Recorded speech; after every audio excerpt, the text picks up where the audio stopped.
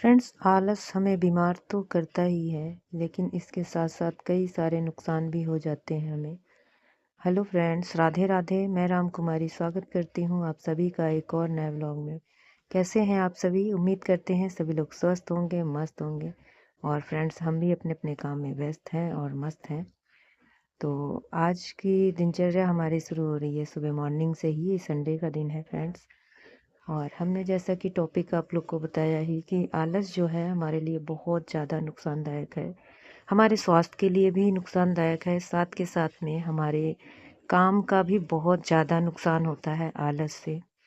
तो फ्रेंड्स, क्या है कि संडे वाला जो दिन होता है, बाकी लोगों के लिए तो संडे का दिन होता है, लेकिन हमारे लिए वो संडे का दिन नहीं होता है। हमारी जो भी हाउसवाइफ बहनें हैं, जो भी घर में काम करने वाली गृहिणी हैं, सबके लिए संडे वाला दिन तो बहुत ही ज़्यादा वर्किंग डे हो जाता है। उस दिन डबल काम हो जाता है, क्योंकि उस दिन सभी लोग की छुट्टी होती है और वो संडे मनाते हैं और हम लोग मंडे मनाते हैं। कहने का मतलब है कि उस दिन हम लोग के पास डबल काम इसलिए हो जाता है कि फैमिली सब साथ में होती है, तो बहुत सारे काम जो 2 मिनट में होने हैं वो 4 मिनट में होते हैं। और यहाँ पर मेरे यहाँ भी ऐसा ही है कुछ। हमारा जो संडे वाला दिन होता है उस दिन सब बहुत आराम से सो के उठते हैं, और जब आराम से सो के उठते हैं तो मेरा जो नुकसान होता है वो अपना भी नुकसान करते हैं, क्योंकि आलस बहुत ज़्यादा बुरी चीज़ है। अगर हम आलस करते हैं तो अपना सुबह का जो अपना टाइम होता है उसे हम खो चुके होते हैं। और सुबह अगर हम आलस करके उठे तो पूरा दिन हमारा आलस में ही निकल जाता है, और फिर हम अपने लिए टाइम नहीं निकाल पाते। तो फ्रेंड्स, हमारा जो संडे है, मैं अपना संडे मंडे सब एक बराबर रखती हूँ। और वैसे भी रहता ही है हाउसवाइफ का संडे मंडे एक बराबर, लेकिन मुझे अपने आप से भी एक्टिव रहना पड़ता है। अगर मैं थोड़ा सा आलस कर जाऊं तो मुझे पता है जिस दिन मैं काम नहीं करती हूँ फ्रेंड्स, जल्दी नहीं उठती हूँ घर में, और होता है कि थोड़ा सा लेट उठ जाएंगे, कोई बात नहीं, अब घर ही में है, उस दिन मेरे साथ ऐसा ही होता है कि उस दिन मेरे क्लाइंट लगातार आना शुरू हो जाते हैं और हमारे सारे घर का काम पड़ा रह जाता है। तो इसलिए मैं आलस नहीं करती हूँ। सब सोते रहते हैं तो मेरे को उठना है तो उठना है, छुट्टी है या वर्किंग डे है, कोई मतलब नहीं, क्योंकि मुझे पता है कि अगर मेरा काम नहीं हुआ रहा तो मैं अपने क्लाइंट नहीं अटेंड कर पाऊँगी। क्योंकि फ्रेंड्स, अगर बच्चों को स्कूल जाना है, हस्बैंड को ड्यूटी जाना है, तब तो चलो सुबह उठे और काम कर दिया, फटाफट खाना पीना बना के भेज दिया उन्हें। लेकिन जिस दिन घर में होते हैं, फिर घर में अगर हम उनको पहले अपनी ज़िम्मेदारी नहीं निभा रहे हैं, उन्हें चाय पानी नाश्ता नहीं बना रहे हैं उनके लिए, और अपने क्लाइंट को अटेंड करने में लग गए, तो फिर ये होता है कि मतलब बस अपने कमाने में ही लगी रहती है, कमाने में ही लगी रहती है। तो मतलब वो चीज़ें अच्छी नहीं लगती हैं। घर में क्लेश हो किसी तरीके का तो वो अच्छा नहीं होता है। तो आलस कहीं न कहीं हमें बहुत नुकसान दे देता है। अब मान के चलिए कि मैं जैसे सुबह मॉर्निंग ना उठूँ जल्दी, घर में काम ना हो, घर का काम तो चलिए हमारा नुकसान है, लेकिन बाकी अगर घर में कोई चीज़ हमारे काम ना होने की वजह से किसी को कोई दुख हो रहा है, मान लीजिए नाश्ता नहीं बनाया मैंने टाइम पे और घर में क्लेश हो रहा है, उसके लिए बच्चे चिल्ला रहे हैं अलग, हस्बैंड और अलग बोल रहे हैं कि पहले खाना बना दिया कर, बाकी घर में अपने कस्टमर बाद में अटेंड किया कर। तो मतलब इस तरह की जो चीज़ें हैं वो कहीं न कहीं बुरी होती हैं। फिलहाल तो मैं आप लोग को बताऊँ फ्रेंड्स कि मेरे हस्बैंड बहुत सपोर्टिव हैं। वो हमें सपोर्ट करते हैं। संडे वाले दिन वो यहाँ तक भी कह देते हैं कि लाओ मैं ही खाना बनाता हूँ। तो मैं आपको रूटीन जो दिखा रही हूँ, घी तो ख़ैर मैं ही बना रही हूँ। बाकी कामों में मेरे हस्बैंड ने सपोर्ट किया है। वीडियो भी मेरी थोड़ी बहुत शूट करवाई उन्होंने, क्योंकि उन्हें पता है कि ये वीडियो बिना बेचैन रहती है, वीडियो बनाती है, चाहे अच्छी बने चाहे बुरी बने। तो मतलब उनको रहता है कि चलो मैं सपोर्ट कर दूँ, तो वो मेरी वीडियो कहीं-कहीं शूट कर रहे थे, क्योंकि फ्रेंड्स बच्चे हमारे सो रहे थे। तो ऐसा होता है फ्रेंड्स, हमें तत्पर रहना चाहिए पहले से कि आगे आने वाला जो क्षण है वो पता नहीं कैसा हो, इसलिए हर काम में पहले से एक्टिव रहो।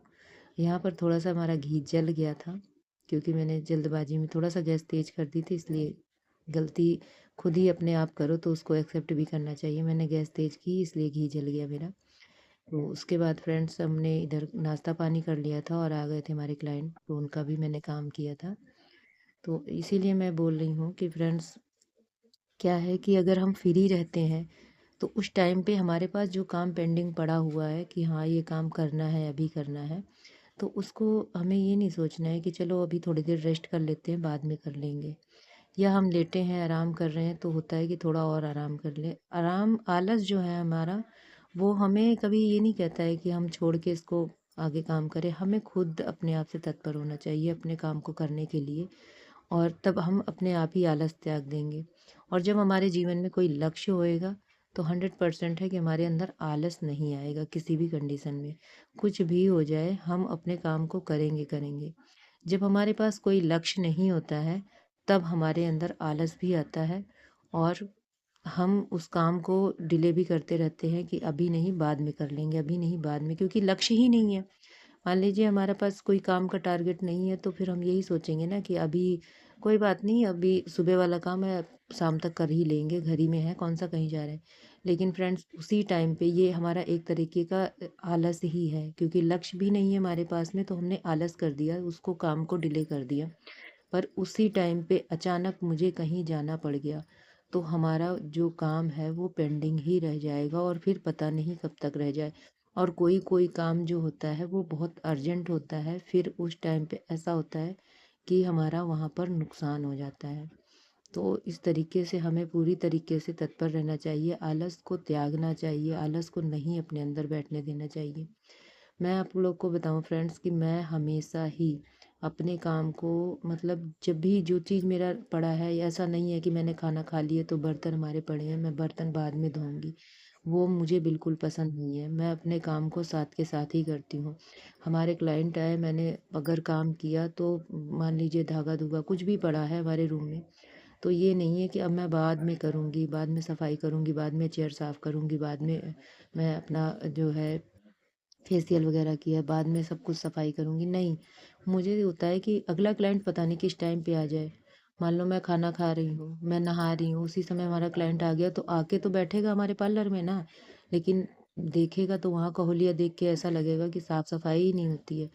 तो कहीं न कहीं वो भी हमारा नुकसानदायक है, उनके ऊपर गलत मतलब इम्प्रेशन जाएगा हमारे पार्लर का, हमारे काम करने के रवैये का। तो इसलिए हमें हर तरीके से, मतलब पूरी तरीके से तत्पर रहना है, आलस को दूर भगाना है। किसी भी कंडीशन में आलस को अपने पास नहीं आने देना है। आलस एक तरह से बीमारी का जो घर है वो इसलिए है कि हम आलस करते हैं, पड़े रह जाते हैं, खाना खाए तुरंत लेट गए, फिर हम कहीं बाहर टहलने नहीं गए तो वो भी हमारे अंदर एक चर्बी जमाता रहता है, वो भी खाना भी हमारा जमता रहता है एक जगह पे। तो वो भी कहीं न कहीं हमारे लिए नुकसानदायक है, क्योंकि हमेशा कहते हैं अगर सेहतमंद रहना है तो शाम सुबह की वॉक ज़रूरी है। अगर वॉक नहीं करते हैं तो अपने घर का जो दिनचर्या का जो काम है उसको फटाफट करना चाहिए। अगर सुबह हम उठते हैं तो सुबह भी हमें टाइम से उठना चाहिए। ऐसा नहीं है कि सोते रहे फिर जल्दी में उठे तो फिर बिना नहाए धोए ही किचन में घुस गए।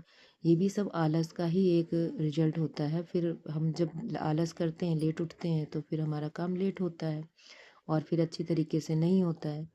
तो फ्रेंड्स आज का व्लॉग हमारा कैसा लगा, प्लीज़ हमें कमेंट करके ज़रूर बताइएगा, क्योंकि मैंने इसमें सारा कुछ अपना एक्सपीरियंस शेयर किया है और अपनी ही बातें की हैं। तो फिर मिलेंगे। राधे राधे।